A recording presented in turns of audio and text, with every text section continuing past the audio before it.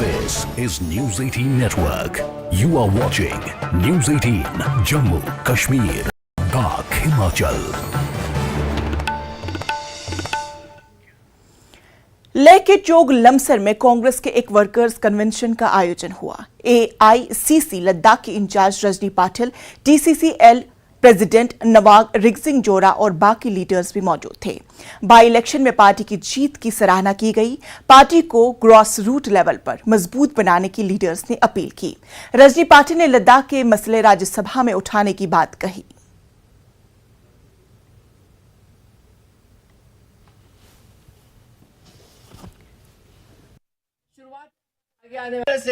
Six schedule का नारा देके उन्होंने आपको एक झुंझुरा हाथ में दिया है और फिर अमित शाह आपको बोलते हैं कि हमारे वो चुनावी जुमले हैं और वो चुनावी जुमलों हमेशा आपको बताते हैं। जब आप बोलते हैं कि हम बहिष्कार डालेंगे चुनाव के ऊपर, तो अमित शाह जी आपको एक वादा करते हैं कि हम करेंगे, लेकिन अभी तक तो आपको किया नहीं है। हम उसके लिए लड़ाई लड़ेंगे और हम और आप मिलके इस सिक्स शेड्यूल बना के रहेंगे, मिला के रहेंगे। ये लड़ाई हमें लड़नी होगी। और एक बात हम कहना चाहते हैं, जिसकी बात राहुल जी ने भी राज्यसभा में कहना चाहिए, जो उन्होंने स्पीकर ने बोलने नहीं दिया।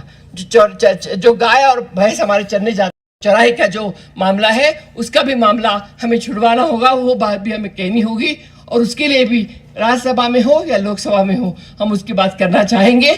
दुर्भाग्य से लोकसभा में या राज्यसभा में अपना प्रतिनिधित्व नहीं है।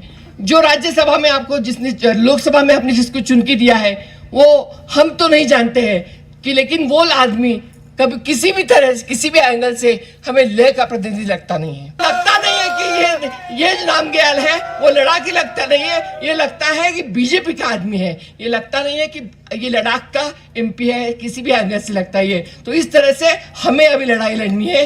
हमारी लड़ाई हम लड़ेंगे। दिरिंग तेने कांग्रेस पार्टी ले छोकना तेने ngaje ngekori war yul kak soso na boda jate tene yak chik chi ngaje worker same convention jik josmin kawena halam bis to chik chik thusa jat tene I convention I tonda kokaram bor gosdom kokaram botte on ki ladakh sina ngaje hamesha lochik ki korla ladakh se nastam laduk se tene ngaje workers ko changma chichiri kala yote changma jom se chingna chigi shache se sirkar ekwet tenna khakpo tene dringa je worker sama bode jakti je convention in min kawena tene mixale changma changma tukyu je tene dangri ladakh nazuk nastans gazuk shiotes kola tene ngaje uskyong unis mola jat tene dringa jama thatpo songchi juarna izam trans mimang pos phepsa jate charpa sal nang tene charpa machia mane chibe daksa chukpa gadi sumna phechik chukpa khong yuksa jat ngatok chuksing na pala te pya mimang langya changma turje chejwin tene ngatang changma ladakh pa congress pa chikpo man ba dring ladakh pa gangma chikdil chago sha se dombe gyo denok ladakh la chatim se sumuskyo ligu tukpa nang jin ngata top goz der te ngatang changme molmola no in ngatang nam chukpa chikdil jig mistan teo chu thopche singata thwameru te pya dring yang la chik ladakh gang gomdo skerak chakdam chikdil chago sha se domba duk changma tukje che। मुल्क के बाकी हिस्सों की तरह ही Ladakh UT में भी नवरात्रा काफी धूमधाम से मनाई जा रही है। हरे कृष्ण मंदिर लेह में आज सवेरे से ही श्रद्धालु पहुंचे। नवरात्रा एक अहम फेस्टिवल है। मंदिर को खास तौर पर सजाया गया। पूजा पाठ का आयोजन हो रहा है। पंडित ललित गौतम पूजा पाठ करा रहे हैं। लेह के कई जगहों से लोग इस मंदिर में पूजा के लिए आ रहे हैं। पंडित ललित गौतम ने कहा कि आज से इस मंदिर में नवरात्रा की विशेष पूजा पाठ शुरू हो गई है। आज 26 सितंबर 2022 को नवरात्रि आरंभ हो गए हैं। ये नवरात्रे 9 दिन तक चलेंगे, क्योंकि माता दुर्गा जी का इसमें पूजा का विधान शास्त्रों में बताया गया है। तो आज के दिन माता जी के 9 रूपों की पूजा 9 दिनों में की जाती है। आज हमने भी यहाँ पे माता जी के पहले रूप शैलपुत्री की पूजा की। इस प्रकार हम हर रोज अलग अलग नामों से माता जी के 9 रूपों की पूजा 9 दिनों में पूरी संपूर्ण कर देंगे। तो इन नवरात्रों में उपवास का भी बड़ा विधान है। कई भक्तजन उपवास रख के माता जी की आराधना करते हैं और माता जी उन भक्तों पे प्रसन्न होकर अपनी आशीर्वाद उन लोगों के ऊपर बनाए रखती हैं, सुख संपत्ति प्रदान करती हैं। तो आज हमने भी यहाँ पे माता जी का पूजन किया, विधि विधान से किया, षोडशोपचार से किया, माता जी का श्रृंगार किया, बाद में आरती करके उस पूजा को आज हमने संपन्न किया। अंत में मैं सभी भक्तजनों को सर्दी नवरात्रों की हार्दिक शुभकामनाएं देता हूँ। ओम सर्वमंगल मांगल्ये शिवे सर्वार्थ साधिके शरण्ये त्र्यंबके गौरी नारायणी नमोस्तुते। ओम जयंती मंगला काली भद्रकाली कपालिनी दुर्गा क्षमा शिवदात्री स्वसुधा नमोस्तुते। ओम सर्वे भवन्तु सुखिनः सर्वे सन्तु निरामया सर्वे भद्राणि पश्यन्तु मा कश्चित् दुःख भाग् भवेत्। ओम शांति शांति शांति। ओम। लद्दाख को मुल्क के बाकी हिस्सों से जोड़ने वाली श्रीनगर लेह और लेह मनाली हाईवे मौसमी सरमा में बर्फबारी की वजह से कई महीनों तक बंद रहती है। अक्टूबर के आखिर से ही आमतौर पर ये हाईवेज बंद हो जाती है। इसको देखते हुए लद्दाख में एडमिनिस्ट्रेशन आवश्यक वस्तुओं का स्टॉक करती है। Ration, petrol, diesel, kerosene oil और दीगर जरूरी चीजों का स्टॉक किया जाता है ताकि 6 माह तक लोगों मुश्किलात पेश न आए। एफसीआई के डिपो मैनेजर शकील अहमद ने कहा कि डिपार्टमेंट ने जून 2023 तक के लिए भरपूर स्टॉकिंग की है। न्यूज़ 18 लद्दाख के ब्यूरो चीफ मॉरिफ स्टेंजन से बातचीत के दौरान food civil suppliers and consumer affairs की असिस्टेंट डायरेक्टर आर मैरी ने कहा कि सरमा के लिए तमाम तैयारियां की गई है। फूड एंड सप्लाईज डिपार्टमेंट जो है वो हर साल इसी टाइम पे ये मॉनिटर करते हैं कि विंटर स्टॉकिंग का पोजीशन। तो विंटर स्टॉकिंग जो है अभी तक तो बहुत कंफर्टेबली चल रहा है और हम स्टॉकिंग करना शुरू कर दिया है। जैसे कि मैं आपको बता दूं, इंडियन ऑयल कॉरपोरेशन में जो बॉटलिंग प्लांट है, बॉटलिंग प्लांट में भी अभी स्टॉकिंग ऑलमोस्ट 8 महीने के लिए हो चुका है। तो ये एलपीजी के लिए हम कंफर्टेबल पोजीशन में चल रहे हैं। और इसी तरह से जैसे हमारे जैसे पेट्रोल, डीजल है और ये केरोसिन ऑयल है, इन सब का भी अभी स्टॉकिंग जो है वो हो रहा है। तो स्टॉकिंग में कोई प्रॉब्लम नहीं है। तो स्टॉकिंग अभी तक जो डीजल और इसका है, पेट्रोल का है, ये जो स्टॉकिंग है अभी हमने 2 महीने तक के लिए तो कर दिया है। तो हम जैसे ही ये खाली हो जाता है वहां पे टैंकेज, तो उसको हम टॉप अप करते हैं। तो इसी हिसाब से स्टॉकिंग कंफर्टेबली शुरू हो गया है। जैसे कि रोड यूजुअली जो ऑफिशियली 15 अक्टूबर से बंद हो जाता है, तो उससे पहले आप लोग कितने महीने के लिए स्टॉकिंग रखते हैं? हम ये देखते हैं कि टिल ओपनिंग ऑफ रोड हम ये सारा प्रोसेस देखते हैं कि कितना हम स्टॉकिंग कर सकते हैं करके। तो ज्यादातर यही मान के चलिए कि हम मई तक की स्टॉकिंग का पूरा मॉनिटर करते हैं। अगर मई तक रोड नहीं खुलेगा तो कोई इश्यू नहीं होगा राशन को लेकर? जी नहीं, राशन का कोई इश्यू नहीं, क्योंकि एफसीआई जो है वो हमारा मदर गोडाउन जैसा है जहां पे स्टॉकिंग होती है। तो वहां से सिर्फ हमें रिलीज ऑर्डर आता है, तो रिलीज हम वहां से लेते हैं। तो स्टॉक जो है फर्दर हम वहां से उठा लेते हैं।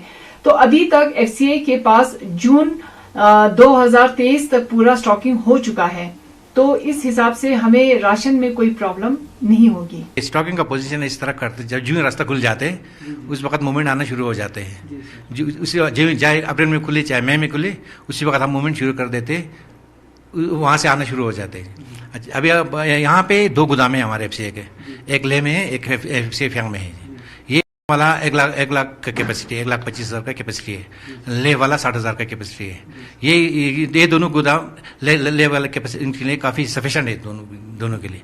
इसमें हम क्या करते हैं, हर 3 महीने में इनको इशू करते हैं राशन जी। इसमें हम 3 कैटेगरी को देते हैं जी। जैसे डिफेंस को भी देते हैं इसमें यहाँ से, उसके बाद सीपीडी को देते हैं। अच्छा, और मिड डे मील का भी है, और आईसीडीएस वालों को भी देते हैं यहाँ से। ये ले का सबसे बड़ा गोदाम यही है।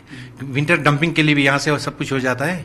और अभी तक हमारा सारा विंटर के लिए जो है ना, जितना भी हो गए सारा पूरा हो चुके हैं।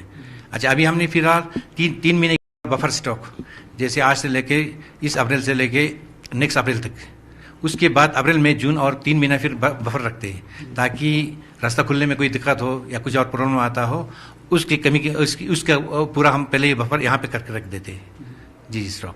तो सर रोड बंद होने से पहले आपको सब स्टॉक करना पड़ता है, तो क्या क्या चैलेंजेस रहता है आप लोगों को, खासकर दिक्कतें क्या क्या आते हैं? यही 2-3 महीना काफ़ी टफ रहता है जी, जी, क्योंकि हमें डेली 30, 40, 50 गाड़ी डेली अनलोड करना होता है। अच्छा। जब तक ये नहीं करेंगे तो फिर ये स्टॉक हो नहीं पाता है। हाँ, इसलिए हमें थोड़ा गर्मी में थोड़ा परेशानी आता है, बाकी अदरवाइज कुछ नहीं है। हमारा काम होता है डंपिंग करना है। जी, यहाँ से आर्मी को, डिफेंस को भी यहाँ से जाता है, वीट भी जाता है और राइस भी जाते हैं। तो हाँ जी सर, आपने बताया कि डिफेंस को भी जाता है, तो जितना भी यहाँ डिफेंस का स्टेशन है उनको भी सप्लाई आपकी यहाँ से पूरा जाते हैं। जी। अभी लोगों को पूरा पता नहीं, ये FCI और फूड एंड सप्लाईज एक ही समझते हैं। FCI दूसरे आया जगह, जहाँ डंपिंग स्टेशन है जहाँ से हर जगह जाता है। जी। अभी यहाँ FCI जो जहाँ से देंगे, डिफेंस को भी देंगे, वो बॉर्डर पे जाता है वही सारा माल। अभी डिफेंस भी यहाँ से वीट ले लेते हैं, वो भी ग्राइंड करके बॉर्डर वगैरह पे हर जगह पे बेच देते हैं। तो हमारे साथ कुछ ड्राइवर मौजूद है, तो उनसे पूछेंगे कि किस तरह से ये लोग रोड बंद होने से पहले सप्लाई लाते हैं यहाँ। सर सत श्री अकाल। सर तो आप लोग यहाँ क्या माल लेके आए? सर हम लेके आते हैं कैरोसिन, डीजल पेट्रोल लेके आते हैं सर। अच्छा। जी सर। ये सप्लाई किसके लिए है? आर्मी के लिए सर, डिफेंस के लिए। अच्छा। तो ये आप हर साल ऐसे? हाँ जी, हर साल आते हैं, हर साल सर। अच्छा। अभी तो आप ले में खड़े हैं, तो ये आप लोग कहाँ इसको अनलोड करोगे? सप्लाई भी करेंगे आगे। सप्लाई में? जी सर। अच्छा। तो ये रोड बंद होने से पहले कितना चक्कर लग जाता है आप लोगों को सप्लाई? हर 10-12 चक्कर लग जाता है। 10-12। अच्छा। जी सर। तो अभी कभी आर्मी के लिए सप्लाई ले जाते तो कभी दूर भी जाते हैं आप? हाँ जी, टंग से जाते हैं, आगे जाते हैं, टंग से कारू शोक। मैं और जलंधर से गाड़ी लेके आया हूँ, यहाँ पेट्रोल लेके आया हूँ अभी। जी। तो ये आर्मी के लिए कि सिविल के लिए? जी सर, आर्मी के लिए लेके आया हूँ मैं। अच्छा। हाँ जी। तो कभी जो आप दूर पे भी जाते हैं, बॉर्डर साइड? हाँ सर, जाते हैं, यहाँ से लूमा जाते हैं, न्यूमा जाते हैं, टंग से जाते हैं, अशोक 120, फिर वहाँ से आगे टकसल्लू, इधर सब बहुत दूर जाते हैं। इच्छा तांग हो गया सब, इधर गहरा खुम्बादान हो गया। लद्दाख के रास्ते में आपको क्या क्या कठिनाई आते हैं? सर वही, अभी तो ऐसी कठिनाई तो कोई नहीं आती है, जब बर्फ़ गिरती है तब सर कठिनाई का सामना हमें करना पड़ता है। बर्फ़ में बहुत रिस्क होता है, गाड़ी लेके आना, स्लिप होती है, रात 2-2, 3-3 दिन गाड़ियाँ स्टार्ट करके बैठना पड़ता है सर रास्ते में बर्फ़ में। विंटर स्टार्ट होने वाला है, तो आप लोगों की जानकारी के लिए बता दूं कि लद्दाख में जो 2 हाईवे पास है, जो एक लेह मनाली और एक श्रीनगर लेह वाले रोड, ये सर्दियों में बंद हो जाता है। तो यूजुअली ये 15 अक्टूबर से बंद हो जाता है ऑफिशियली। अगर स्नोफॉल नहीं हुआ तो ये फर्स्ट वीक ऑफ नवंबर तक खुला रहता है। तो इसलिए जो रोड बंद होने से पहले एडमिनिस्ट्रेशन की तरफ से जो भी सारे ज़रूरतमंद चीज़ है, जैसे राशन हो या केरोसिन ऑयल हो या पेट्रोल हो, डीजल हो, सारा चीज़ है हमें टाइम से स्टॉक करना होता है। और हम कंसर्न जो स्टॉकिंग ऑफिसर जो एडी फूड जो रूथ मेडी मैडम और ये FCI गोडाउन के मैनेजर शकील अहमद से बात किया, तो उन्होंने बोला कि हमारे पास इतना स्टॉकिंग है कि जून 2023 तक के लिए स्टॉकिंग लगभग हो चुका है। तो इस तरह से लद्दाख में जब रोड बंद हो जाता है उससे पहले सारा चीज़ हमें टाइम से स्टॉक करना होता है। उसमें आर्मी का जो राशन सप्लाई आर्मी का भी इंक्लूड है, उसी तरह फ्यूल वगैरह सब कुछ टाइम से स्टॉक होता है। अदरवाइज हमारे पास जो आने जाने का साधन सिर्फ फ्लाइट कनेक्टिविटी ही रहते हैं, जो कि इसमें चीज़ें लाना संभव है। इसलिए एडमिनिस्ट्रेशन की तरफ से पूरा इंश्योर करता है कि जो भी ज़रूरतमंद चीज़ें हैं 5-6 महीने के लिए स्टॉक रखता है। कैमरामैन सनम रेंचिन के साथ न्यूज़ 18 के लिए मुरूब संजन ले से। कुंगियाम गांव से ताल्लुक रखने वाले नौजवान संतराश सिरिंग गुरमत किसी इंट्रोडक्शन के लिए मोहताज नहीं है। उनके जरिए तैयार की गई कलाकृति लोगों को खूब पसंद आ रही है। उनके माता पिता खेती बाड़ी से जुड़े हुए हैं। उन्होंने अपने माता पिता को मट्टी, रेत, पानी, पौधे के साथ काम करते हुए देखा और यहीं से उनकी दिलचस्पी आर्ट की तरफ मुतवज्जा हुई। उन्होंने जम्मू यूनिवर्सिटी से आर्ट्स में बैचलर्स और बनारस हिंदी यूनिवर्सिटी से फाइन आर्ट्स में मास्टर्स किया। नोरला में पत्थर से तराशते हुए स्टोपा और एक बर्फीले स्टोपा को आवाम ने बेहद सराहा। साल 2020 में उन्हें आर्ट के शोबे में स्टेट अवार्ड से नवाजा गया। इस वक्त वो एक बड़े मुजस्मे पर काम कर रहे हैं। आज के प्रोग्राम में आप लोगों के सामने एक ऐसा इंटरेस्टिंग स्टोरी जो यंग एक आर्टिस्ट है जिन्होंने स्टोन और क्ले पे काम कर रहे हैं, तो काफ़ी इनका नाम है लद्दाख में बीते हुए सालों में। तो इन्होंने काफ़ी जो स्टेच्यूज़ बनाए हैं, उनमें से प्रोमिनेंट स्टेचू है जो लद्दाख के किंग राजा सिंगे नामग्याल का स्टेचू जो लेह सिटी में स्थित है। अभी इस जगह का नाम ही सिंगे नामग्याल चौक से लोग बुलाते हैं। तो जो अभी आर्टिस्ट की हम बात कर रहे हैं वो काफ़ी लद्दाख में माना हुआ आर्टिस्ट है। रिसेंटली जो 2020 में इनको स्टेट अवार्ड से भी नवाजा गया यूटी एडमिनिस्ट्रेशन की तरफ से। तो उसी तरह ये काफ़ी आइल स्कल्पचर पे भी काम करते हैं। तो 2019 में इन्होंने चाइना में जाके आइल स्कल्पचर कंपटीशन में भी हिस्सा लिया। तो बीते हुए विंटर में कुछ और यंग आर्टिस्ट के साथ मिलके इन्होंने लद्दाख में आइल स्कल्पचर बनाया। तो इन सब के बारे में बारीकी से जानने के लिए हमारे साथ श्री गुरमीत जी है जो यहाँ लद्दाख के निवासी है। गुरमीत जी, हमारे न्यूज़ 18 चैनल के साथ जुड़ने के लिए आपको बहुत बहुत शुक्रिया। नमस्ते जी। नमस्ते। सबसे पहले मैं न्यूज़ 18 को बहुत बहुत धन्यवाद देना चाहता हूँ जो आप यहाँ पे आए। शुरुआत तो मैं बेसिकली जो हमारे फैमिली बैकग्राउंड है, जो हमारे फादर जो है एक कारपेंटर थे और हमारे फैमिलीज़ में कुछ काफ़ी आर्टिस्ट रहा है। तो उनको देखते हुए देख कर मैंने अपने आप में थोड़ा कुछ सीख लिया था। तो स्कूलों में भी काफ़ी सारे पेंटिंग्स कंपटीशन में भाग लिया। तो इस तरह से एक आर्ट फील्ड में आर्ट के साथ जुड़ गया था। तो बाद में यहाँ लद्दाख में कुछ मालूम ही नहीं था कि आर्ट फील्ड के अंदर भी कुछ प्रोफेशन कर सकते हैं। तो किसी ने कहा था कि जब मैं 12th कर रहा था तो उस टाइम मैं मेडिकल पढ़ाई कर रहा था। तो किसी ने कहा था कि मैं किसी स्कूल में पेंटिंग कर रहा था। तो हमारे कांग मुरुप जी है, हमारे ले कांग के है, उनके फैमिली का नाम है। उन्होंने कहा था कि तुम पेंटिंग बहुत अच्छा करते हो, फ्यूचर में क्या करने वाले हो। तो मैंने कहा कि मैं मेडिकल लिया हूँ, मेरे जितने दोस्त हैं सब मेडिकल प्रिपरेशन के लिए गया है, तो मैं भी जा रहा हूँ वहाँ पे। तो उन्होंने कहा कि तुम भीड़ में चल रहे हो, सब उसी जगह सब एक लाइन में जा रहे हो, तो तुम भी इसी लाइन में जा रहे हो, तुम्हारे पास अच्छा स्किल है, तुम क्यों ना इस आर्ट फील्ड में जाते होगा। तो उसके बाद मैंने भी सोचा कि हाँ, ये आर्ट फील्ड में जाना अच्छा है, मैं भी हाथ भी हमारा अच्छा चलता है। तो इसके बाद हम लद्दाख से बाहर गए तो हमारे फाइन आर्ट्स कॉलेज सब देखने को मिला। फिर उसके बाद करते करते हमने स्कल्पचर चूज़ किया। तो उस तरह से हमारा जर्नी शुरू हुआ। तो मैंने ग्रेजुएशन जम्मू यूनिवर्सिटी से किया और मास्टर में BHU से किया। तो जम्मू यूनिवर्सिटी में पढ़ते समय हमारे जो है रविंदर जम्वाल, जिनके साथ मैंने काफ़ी काम किया, उनके साथ बैठते हुए मैंने काफ़ी उनके स्कल्पचर में भी मैंने हेल्प किया। तो साथ ही साथ मैंने मेटल कास्टिंग का भी वहाँ पे सीख लिया था। तो आपने सिंगे नामग्याल का स्टेचू भी ले में इंस्टॉल किया, तो वो कौन ऑर्गेनाइजेशन आपको बनाने के लिए बोला है? तो आप इस स्टेचू के बारे में थोड़ा हमें बताएंगे। जब मास्टर हमने ख़त्म किया तो हम सोच रहे थे कि लद्दाख में आके काम करेंगे। उसके बाद मास्टर करते समय मैं बड़ौदा में था। तो बड़ौदा एक इंडिया के एक आर्टिस्ट हब माना जाता है। तो उस समय मैं एक राघव करके एक हमारे बहुत बड़े आर्टिस्ट है, उनके साथ मिला। तो उन्होंने कहा कि लद्दाख में तो बहुत सारा पत्थर है, क्यों ना तुम स्टोन में तुम काम करते हो। तो उसके बाद मास्टर में मैंने काफ़ी स्टोन में काम किया। तो फिर लद्दाख वापस आए, फिर कुछ स्टोन पर काम किया, कुछ पोर्ट्रेट्स बनाए। तो उसके बाद हिमिस मोनेस्ट्री ने मेरे काम को रिकॉग्नाइज़ किया। तो उन्होंने मुझे ये हमारे लद्दाख के महाराजा सिंगे नामग्याल जी का स्टैचू बनाने का ऑफ़र दिया। तो उसके बाद नेक्स्ट प्रोजेक्ट ही हिमिस मोनेस्ट्री का है, जो हमारे लामा तख्तन रसपा जी का है।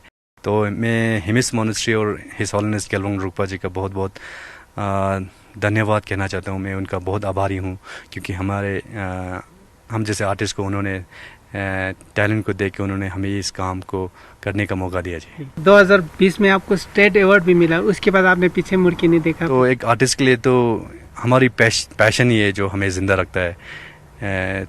तो इसकी वजह से हम काम तो करते रहते हैं, एक के बाद एक चलता रहता है जी। अभी आपके पीछे एक बड़ा सा स्टैचू बन रहा है, उसके बारे में थोड़ा दर्शकों को ब्रीफली बताइए। ये जो बड़ा स्टैचू है, जो लामा तख्तन रसपा जी का स्टैचू है, जो फाउंडर हिमिस मोनेस्ट्री कहते हैं, फाउंडर हिमिस मोनेस्ट्री है।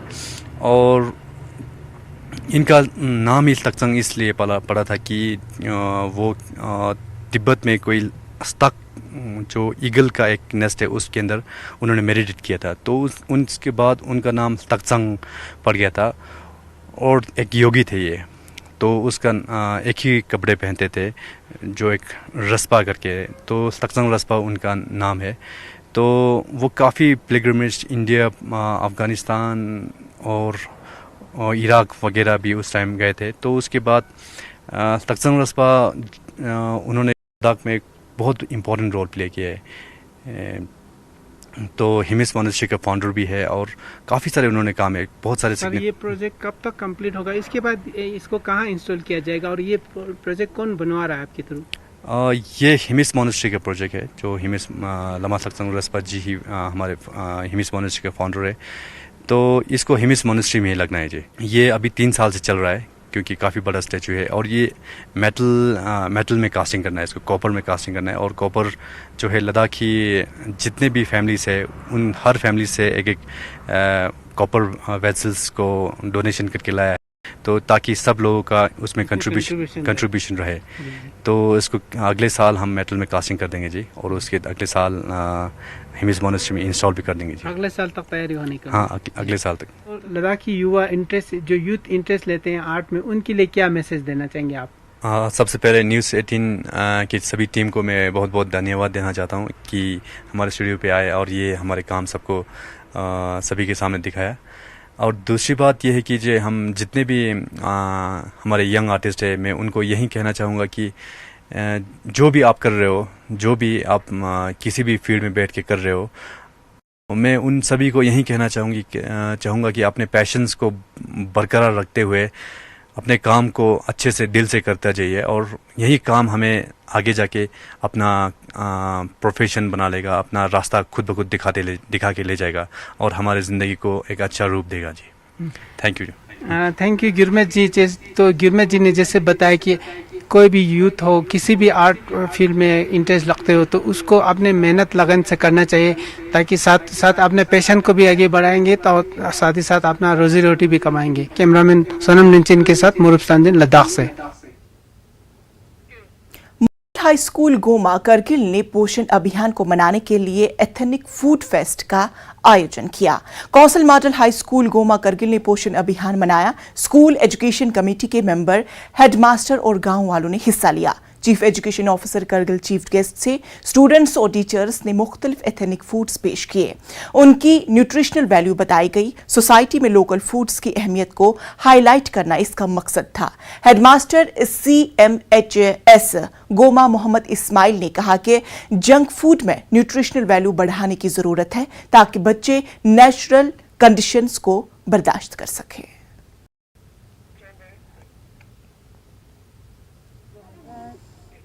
ज़ंस्कार में आम आदमी पार्टी की जानिब से पॉलिटिकल अवेयरनेस ड्राइव कम इंट्रोडक्टरी मुहिम का आगाज किया गया। इस मौके पर पार्टी के कई सीनियर लीडरान मौजूद थे। इस दौरान कई लोग पार्टी में शामिल हुए। लीडर्स ने पार्टी में शामिल होने वालों का वेलकम किया। एक होटल में पार्टी के इस इवेंट का आयोजन हुआ। सिरिंग फोसुक, ताशी ऑनचौक, स्टेंजन कोंजोत नामगियाल, एस तोगदन और सोनम वांगडन भी मौजूद थे।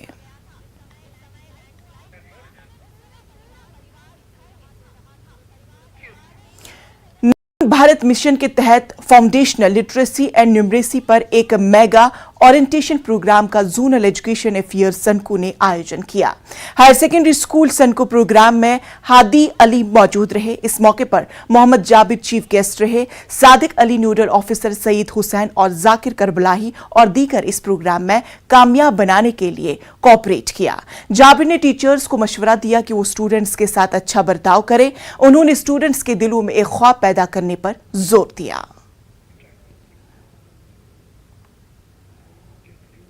आजादी का अमृत महोत्सव के तहत executive counsellor for agriculture LAHDC Kargil Mohsin Ali ने 40 किसानों को झंडी दिखाकर रवाना किया। काचू मोहम्मद अली खान, मोहम्मद हुसैन खान और दीगर इस मौके पर मौजूद थे। AC मोहसिन ने किसानों पर जोर दिया कि वो नई टेक्नोलॉजी और साइंस प्रैक्टिस सीखे। उन्होंने सर्दियों में ताज़ा सब्जियों की काश्त और पैदावार के लिए फील्ड विजिट पर भी जोर दिया। उन्होंने किसानों को अपने टूर प्रोग्राम और ट्रेनिंग के बारे में बताया।